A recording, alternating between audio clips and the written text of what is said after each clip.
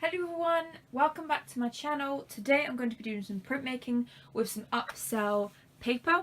I've already gone ahead and printed ink onto the perspex that I've got underneath here. The paper I'm going to be using, is old upsell paper which has kind of terracotta lines on it. This is basically a piece that I nabbed from a bin at university, but back when I was at university. I'm not there anymore, and this is just basically what was on it, and I was like, well, I'm pretty sure I can do something with this because it's so, well, I want to say unused, but you can tend to use printmaking with other marks that people have left behind, and it actually sometimes works out pretty well. Plus that side also has not a lot of marks on one side, so I'm pretty sure I'll be able to do some sort of print. If not, just tear it up and use it as printmaking paper. I do have bits of paper underneath this because they actually stuck to the board because I had left it for a couple of weeks. So we're just going to go with it. In terms of composition, I will be influenced slightly by what's already on the paper. So on the paper it's kind of got this dark midsection riding from the bottom left going up towards the middle top part, so I kind of want to just kind of break that up because there's no point me putting some black on it and then it turns out it's not doing anything for the composition. So with that in mind, I'm just going to go straight in. Just going to do portrait one this time because I feel like portrait is the way forward nowadays. And just going to jot these down.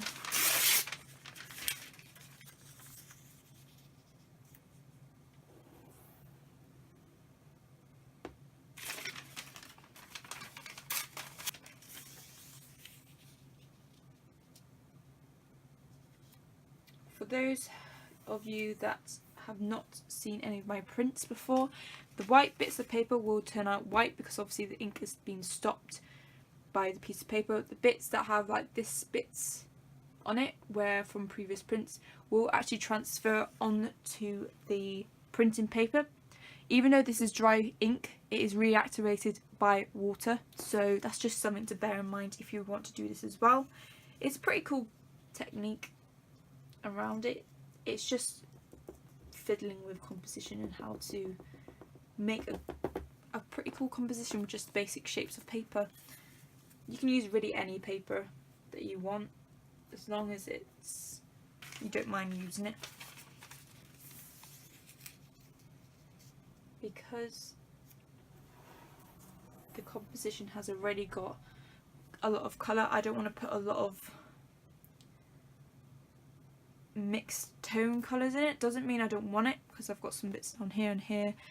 It just means I'm going to limit the amount. And for those of you who think as soon as I throw away the bits of paper, I actually don't. I keep them in a drawer. This is just a collection. I've got all shapes and sizes because some of the shapes are actually really interesting to use again. And you can pretty much use it over and over again until the paper deteriorates too much. I want to put a little bit of the darkness on this, like this. This is a pretty cool shape. I just want to put up there just to break up that shape a little bit.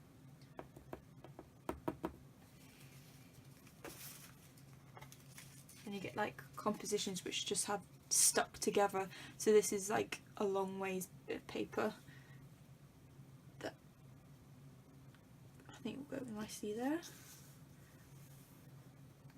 Instead of just having a solid block, you've got this bit of interest and marks going on as well. I feel like having little bits of paper around here.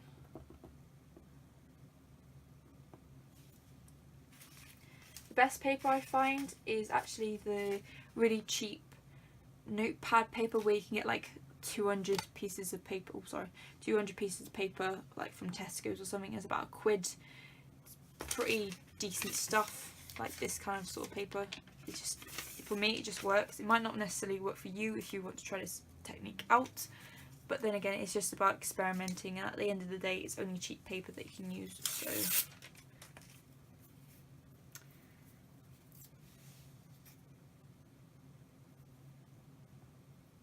I'm going to give this a go.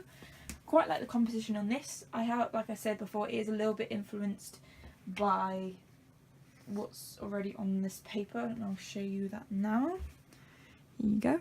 It's not exactly A3, I think the size is. Yeah, A3.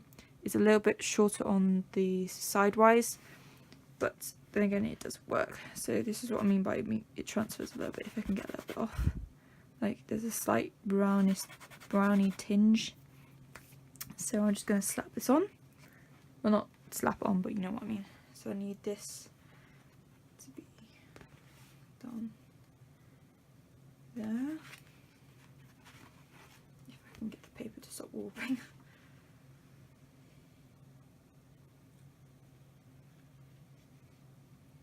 On the other side of the paper as well is a drawing from another girl.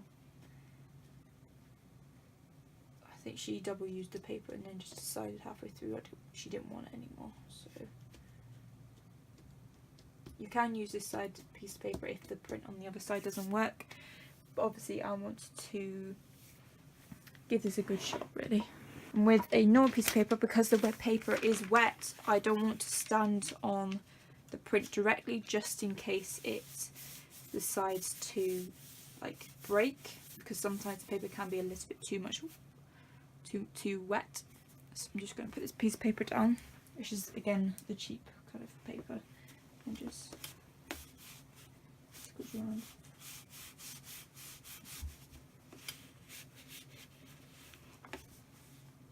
You can put a board underneath the perspex to harden and like give it a bit more pressure on the print, but my board at the moment is a little bit too wet to use, so this would be another little interesting thing to factor in. You don't necessarily have to use your feet, by the way.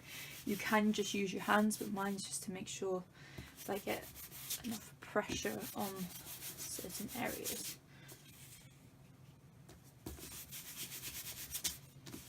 So this top corner here is the part that has the most like terracotta, so it goes from like this corner up until this section here. So I'm going to want to make sure I get all the pressure on to get all the ink off. I think I should about do it. So here we go.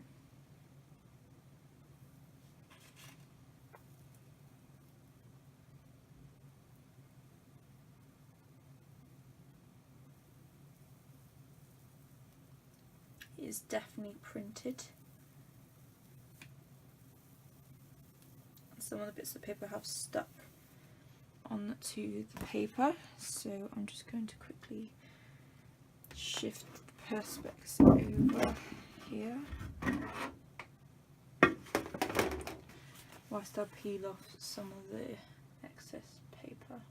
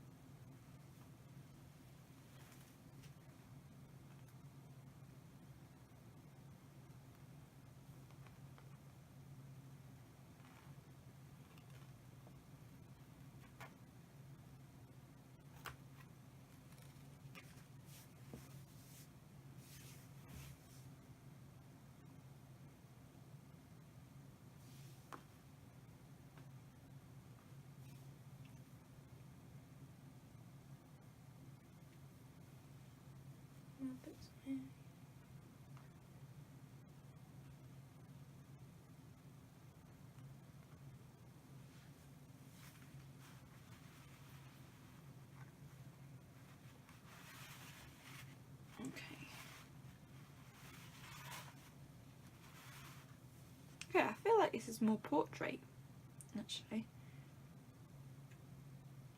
Okay, so there we have it. That is a print. It does look like really quite weird seeing terracotta underneath it. It is definitely very, very interesting. Before I printed, I realised that obviously it's going to be back to front, so this bit should have been actually over here. But then again, it still quite works, but pretty well. I would probably liked a bit more darker bits here filled in. Very different in terms of contrast. There is a lot going on here. You definitely have some contrast here. You've definitely got these little bits that I put on for the grainage to pop in, which really does make the difference between a block print compared to a much more defined print. These little bits here are undeniably making the print work, especially these parts. I'm not sure what it quite looks like right now. I think it's very landscapey. I hope you guys enjoyed this video. I really hope you found it insightful, and comment down below any suggestions you have. Do you think it's successful? Do you think it's unsuccessful? Let me know, because I'm always up for a little chinwag on my channel. Give this video a like if you enjoyed it. Subscribe if you're not already subscribed, and I shall see you guys next time. Bye!